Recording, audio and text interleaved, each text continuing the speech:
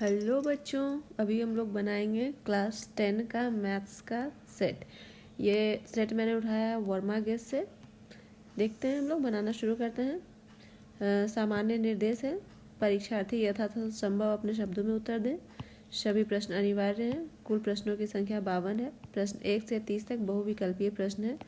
प्रत्येक प्रश्न के 4 विकल्प दिए गए हैं। सही विकल्प का चयन करें। प्रत्येक प्रश्न के लिए 1 अंक निर्धारित है। प्रश्न 31 से 38 तक अति लघु उत्तरीय प्रश्न है, जिनमें से किन्हीं 6 प्रश्नों के उत्तर देना अनिवार्य है। प्रत्येक प्रश्न का मान 2 अंक निर्धारित किया गया है। प्रश्न संख्या 39 से 46 तक लघु उत्तरीय प्रश्न है, जिनमें से किन्हीं 6 प्रश्नों के उत्तर देना अनिवार्य है। प्रत्येक प्रश्न का मान 3 अंक निर्धारित है। प्रश्न 47 से 52 तक दीर्घ उत्तरीय प्रश्न है, किन्हीं 4 प्रश्नों के उत्तर देना अनिवार्य है। प्रत्येक प्रश्न के 5 अंक निर्धारित किए गए हैं। तो यहाँ पे इस वीडियो में हम लोग सिर्फ शॉर्ट क्वेश्चंस को देखेंगे। अगर आप लोगों को लॉन्ग क्वेश्चंस के भी वीडियोस चाहिए तो कमेंट बॉक्स में कमेंट करेंगे, तो हम आगे का वीडियोस बना देंगे। हमारा पहला क्वेश्चन है, जो ये सारे क्वेश्चंस 1 से 30 तक के 1 नंबर के क्वेश्चंस हैं, इसको हम लोग देख रहे हैं। तो पहला क्वेश्चन है, निम्नलिखित प्रश्नों का सही विकल्प चुनें। px बराबर x² - 27 के शून्य हैं। तो इसका अगर हम लोग करेंगे तो ये x² - 27 को लिख सकते हैं 3√3, 3×3 = 9, 3 का स्क्वायर। तो a² - b² तो ये हो जाएगा a - 3√3 इंटू a + 3√3 बराबर। अगर जीरो कर दें तो यहाँ से x बराबर हो जाएगा 3√3 और यहाँ से हो जाएगा x बराबर -3√3। तो x का सही उत्तर हो जाएगा +-3√3। तो यहाँ पे +-3√3 है ऑप्शन नंबर बी में, तो आंसर हो जाएगा ऑप्शन नंबर बी। नेक्स्ट, यदि किसी बहुपद का ग्राफ x अक्ष को 3 बिंदुओं पर प्रतिच्छेद करता है तो इसके कितने शून्यक होंगे। ये x अक्ष 3 बिंदु 1 2 3 1 2 3 जगह प्रतिच्छेद करता है, तो इसके शून्यकों की संख्या हो जाएगी 3। नेक्स्ट क्वेश्चन है, दो परिमेय संख्याओं के बीच कितनी परिमेय संख्याएं हो सकती है। तो दो परिमेय संख्या के बीच अनंत परिमेय संख्याएं हो सकती है। नेक्स्ट, दो क्रमिक सम संख्याओं का HCF क्या होगा। दो क्रमिक सम संख्या, सम संख्या क्या होता है। दो क्रमिक सम संख्या जैसे 2 लिए तो अगला सम संख्या क्या हो जाएगा 4। तो 2 4, इसका LCM निकालेंगे तो 2 × 2 2 दूना 4। सॉरी, इसका HCF निकालना था हमको। तो 2 को लिख सकते हैं 2 × 1 और 4 को लिख सकते हैं 2 × 2। तो इसका HCF क्या आ जाएगा 2। तो सही आंसर हो गया 2।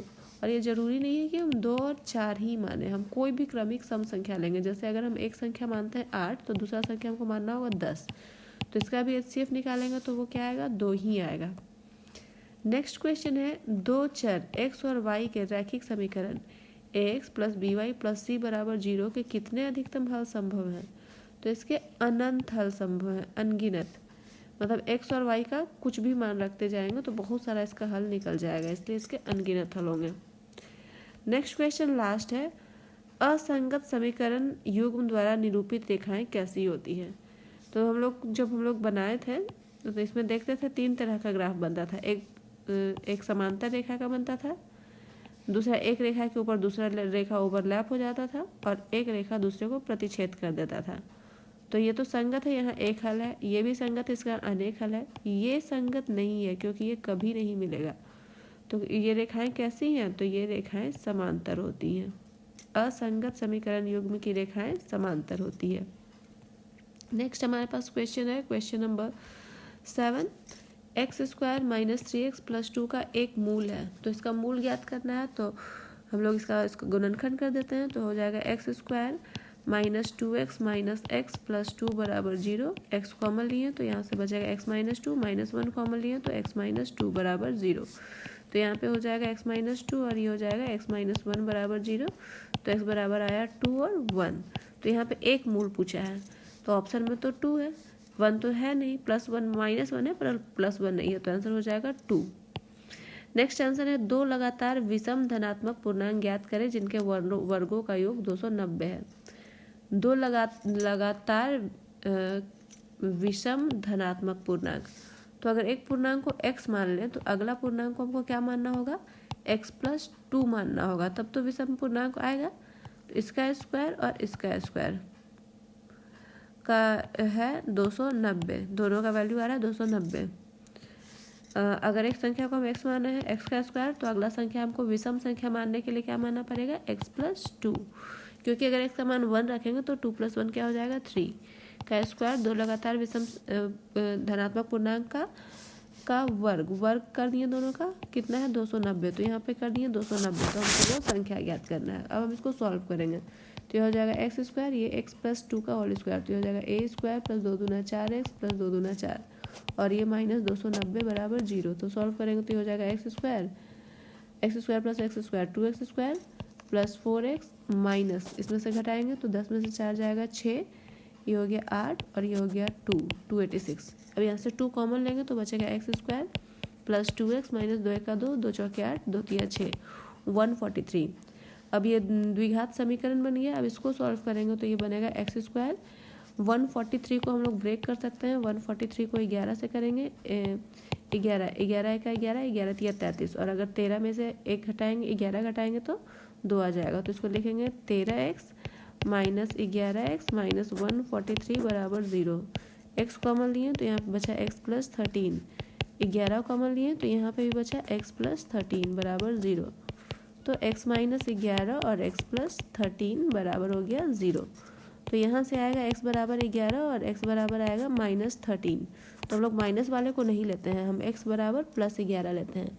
तो हम पहला संख्या माने थे x, तो x का मान आ गया 11, और दूसरा संख्या माने थे x + 2, तो 11 में 2 जोड़ेंगे तो आ जाएगा 13। तो मेरी जो दो क्रमागत संख्याएं थी उसका वर्ग 290 आ रहा था, तो वो क्रमागत संख्याएं क्या हो गई, वो मेरा हो गया 11 और 13। तो सही आंसर हो जाएगा 11 और 13, ऑप्शन नंबर डी।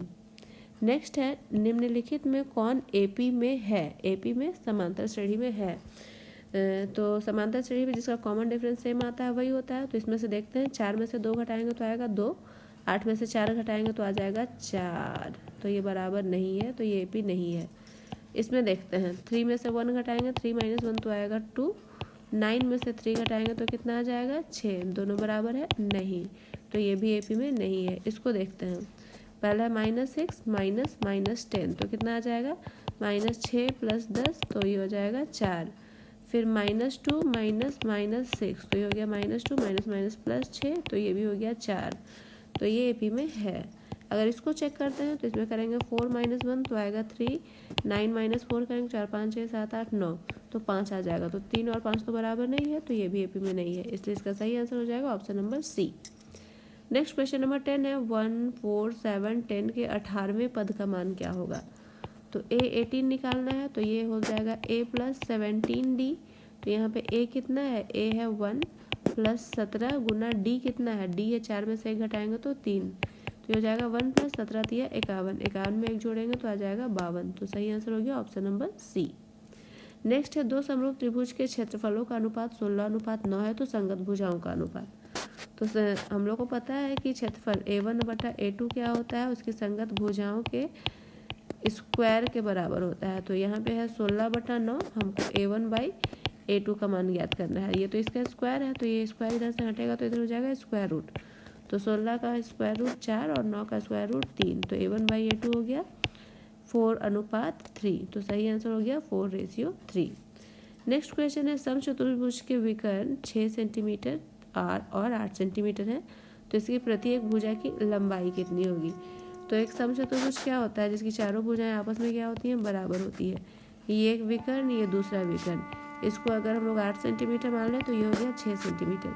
और समचतुर्भुज का खासियत होता है कि ये एक दूसरे को 90 डिग्री पे 90 डिग्री के कोण पे काटते हैं। तो फिर से हम बनाते हैं समचतुर्भुज, इस तरह से बनाए।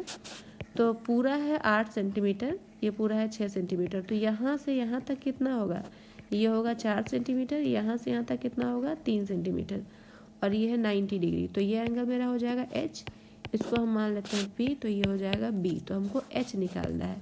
तो h² बराबर p² + b², यानी कि 4 का स्क्वायर + 3 का स्क्वायर, तो कितना हो जाएगा 16 + 3 × 9, ये हो जाएगा 25, और तो h बराबर हो जाएगा 5।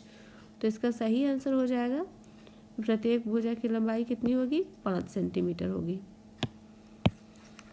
नेक्स्ट क्वेश्चन है हमारा क्वेश्चन नंबर 13, 13 में कह रहा है दो अक्षों को प्रतिच्छेद करने वाले बिंदु को क्या कहते हैं।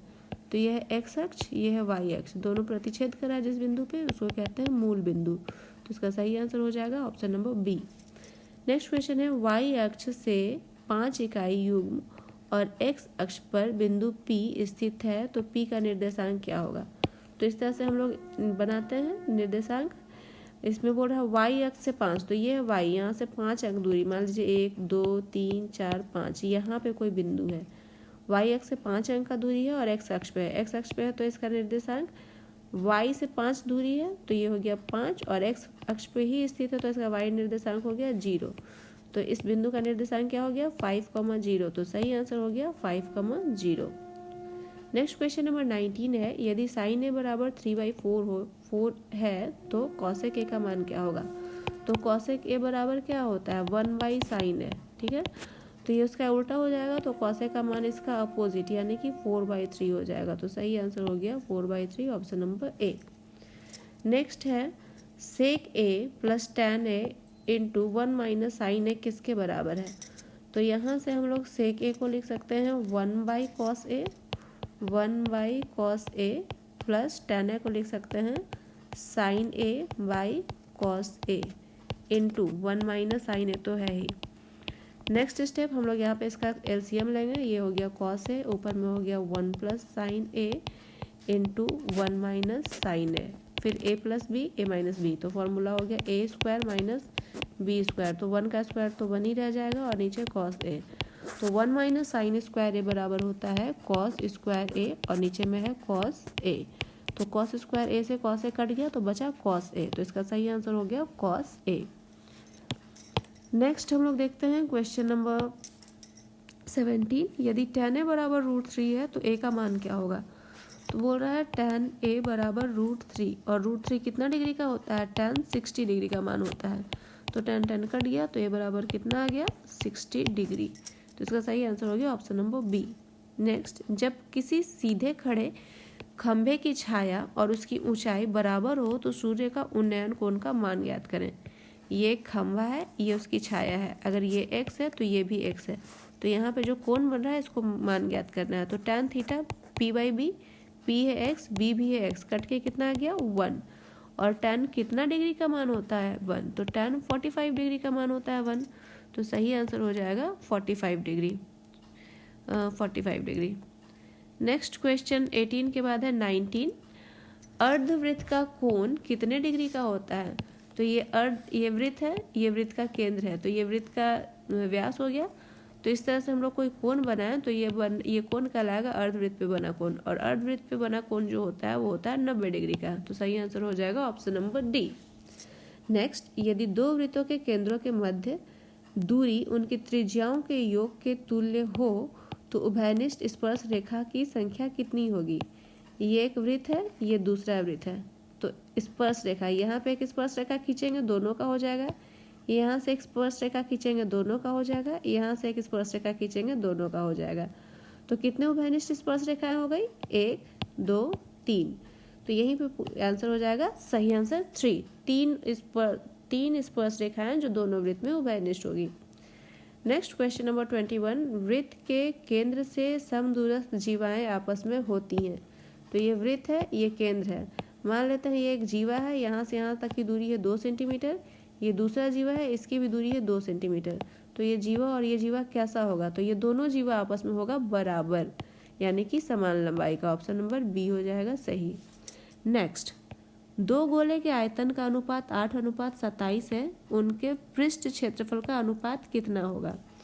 तो गोला का आयतन में दिया हुआ है v1/v2 का मान दिया हुआ है 8/27, तो गोले का आयतन होता क्या है, फॉर्मूला होता है 4/3 πr³, तो r1 मान लेते हैं, और फिर दूसरे का 4/3 πr2 का क्यूब बराबर है 8/27, 4/3 पाई कट गया, r1/r2 का क्यूब आ गया 8/27, तो r1/r2 इधर क्यूब है तो इधर क्या हो जाएगा क्यूब रूट हो जाएगा किसका 8/27 का, और 8 किसका क्यूब रूट होता है 2 का, और 27 होता है 3 का, यानी कि r1/r2 कितना आ गया 2/3। तो हमको उसका पृष्ठ क्षेत्रफल का अनुपात बताना है, तो गोला का पृष्ठीय क्षेत्रफल होता है 4 पाई आर स्क्वायर, तो हो जाएगा 4 पाई R1 का square divided by 4 pi R2 का स्क्वायर। 4 पाई कट गया तो R1 बाई R2 का स्क्वायर, R1 बाई R2 है 2/3, इसका स्क्वायर करेंगे तो आ जाएगा 2 दूना 4 बटा 3 थिया 9, तो इसका आ गया आंसर 4:9। तो सही आंसर हो जाएगा 4:9। नेक्स्ट क्वेश्चन है हमारे पास क्वेश्चन नंबर 23 बोल रहा है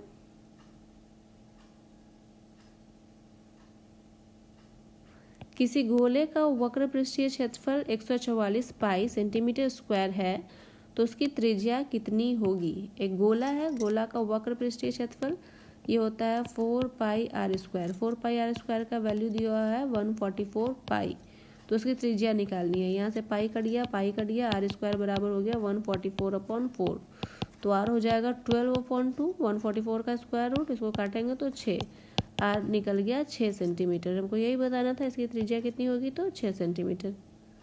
नेक्स्ट क्वेश्चन है एक सिक्के को उछालने पर चित आने की प्रायिकता क्या होगी। एक सिक्का उछालेंगे तो या तो हेड आएगा मतलब चित आएगा या तो पट आएगा, तो प्रोबेबिलिटी ऑफ चित हो जाएगा 1 बाई टोटल आउटकम है 2, तो 1/2 हो जाएगा सही आंसर। तो आंसर हो गया option number B.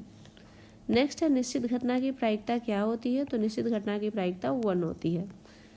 Next question number 26, एक पासा को उछाला जाता है तो सम संख्या आने की प्रायिकता क्या होगी। तो पासा उछालने पर 1 2 3 4 5 6, इसमें से सम संख्या है, फिर से एक बार 1 2 3 4 5 6, सम संख्या है 2 4 और 6, तो टोटल हो गया 3, मतलब 3 सम संख्या और टोटल नंबर है 6, तो इसको काटेंगे 3 का 3, 3 दूना 6, तो प्रायिकता हो गया 1/2, तो सही आंसर हो गया 1/2। नेक्स्ट क्वेश्चन में देखते हैं यदि x + 2 3x और 4x + 1 समांतर श्रेणी में है तो x का मान ज्ञात करना है। तो अगर ये समांतर श्रेणी में हो तो ये मेरा हो गया A1, ये हो गया A2 और ये हो गया A3, और हम लोग को पता है कि समांतर श्रेणी में कॉमन डिफरेंस हमेशा सेम आता है। कॉमन डिफरेंस होता है A2 - A1 = A3 - A2। अब हम लोग A2 का मान बैठाएंगे तो A2 के जगह पे हम लोग लिख सकते हैं 3x माइनस ये हो जाएगा x + 2 = A3। A3 कितना है 4x + 1 - 3x। अब इसको सॉल्व करेंगे तो ये हो जाएगा 3x - x - 2 = 4x में से 3x घटाएंगे तो x + 1, यहाँ 3x में से x घटाएंगे तो ये हो जाएगा 2x - 2 = x + 1, ये x इधर जाएगा तो 2x में से x घटाएंगे तो x, और ये 2 इधर आकर हो जाएगा 3, तो x बराबर आ गया 3, तो यहाँ पे सही आंसर हो गया x बराबर 3। नेक्स्ट क्वेश्चन हम लोग के पास है क्वेश्चन नंबर 28 में है यदि 6 8 9 x तथा 13 का माध्य 10 है तो x का मान क्या होगा। तो यहाँ पे है 6 + 8 + 9 + x + 13, टोटल कितना हुआ 1 2 3 4 5, तो डिवाइडेड बाई 5, ये माध्य हो गया इसका वैल्यू दिया हुआ है 10, तो x का मान ज्ञात करना है। तो इसको हम लोग कैसे निकालेंगे, जोड़ेंगे 9 8 9 16 और 1 17 17 18 19 20 21 22 23, 23 में 13 जोड़ेंगे तो ये हो जाएगा 3 3 6 2 और 1 3, 36 + x, और नीचे ये 5 जो है इधर जाके हो जाएगा गुना, तो ये हो जाएगा 10 × 5 = 50, तो x बराबर 50 में से 36 घटाएंगे तो 10 में से 6 घटाएंगे 4, और 4 में से 3 गया तो 2, 24, अरे कुछ गलत हो गया, एक सेकेंड, 14 + 9 9 4 13 और 1 13 13 13 26, ये सॉरी हम गलत जोड़ दिए, ये 26 होगा सबको जोड़ने पर, तो 26 हो जाएगा, तो ये 10 × 5 = 50, तो 50 में से 26 घटाएंगे तो 10 में से 6 गया 4, और ये 4 में से 2, अरे कहाँ गलती कर दे रहे हैं बार बार, once again it's 6 + 8 + 9 + x + 13, total है 5 संख्या और इधर है 10। अब ये 13 14 15 16 17 18 19 20 21 22 23 24 25 26 27 28 29 30 31 32 33 34 35 36 + x = 10 × 5 = 50, तो x = 50 - 36, 10 में से 6 गया 4, 4 में से 3 गया 1, 14, तो x का सही मान आ गया 14। नेक्स्ट क्वेश्चन देखते हैं हमारे पास क्वेश्चन नंबर 29 2 6 4 5 0 2 1 3 2 का बहुलक क्या है? तो इसमें सबसे ज़्यादा बार जो आ रहा है 2, एक यहाँ आ रहा है, एक बार, दो बार, तीन बार, 2 3 बार है और बाकी कोई भी संख्या एक से ज़्यादा बार नहीं है, तो इसका बहुलक हो जाएगा 2, क्योंकि सबसे ज़्यादा बार 2 आ रहा है। नेक्स्ट क्वेश्चन है क्वेश्चन नंबर 30। 8 7 12 15 10 9 11 की माध्यिका क्या होगी? तो पहले हमको इसको आरोही क्रम में या अवरोही क्रम में सजाना होगा। तो हम छोटा से बड़ा में सजाते हैं। सबसे पहले लिखेंगे 8, फिर लिखेंगे सबसे पहले लिखेंगे 7, फिर 8 के बाद लिखेंगे 9 के बाद 10 के बाद 11, फिर 12, फिर 15। कितना हो गया? 1 2 3 4 5 6 7, 1 2 3 4 5 6 7, 7 संख्याएं हो गई। अब इधर से 3 काटते हैं, इधर से 3 काटते हैं, तो बीच में आ गया 10। तो इसका माध्यक हो गया 10। माध्यिका निकालने के लिए पहले आरोही अवरोही क्रम में अरेंज करके जो बीच वाला आता है वही हो जाता है, तो इसका आ जा रहा है 10। माध्यिका हो गया 10। तो ये वर्मा गेस का जो मैथ्स जो नया निकाला है उसका मैथ्स का सेट से बनाया है। इसमें सिर्फ ऑब्जेक्टिव टाइप क्वेश्चंस को बनाए हैं 30 क्वेश्चंस को। अगर आप लॉन्ग क्वेश्चंस के भी वीडियो देखना चाहते हैं तो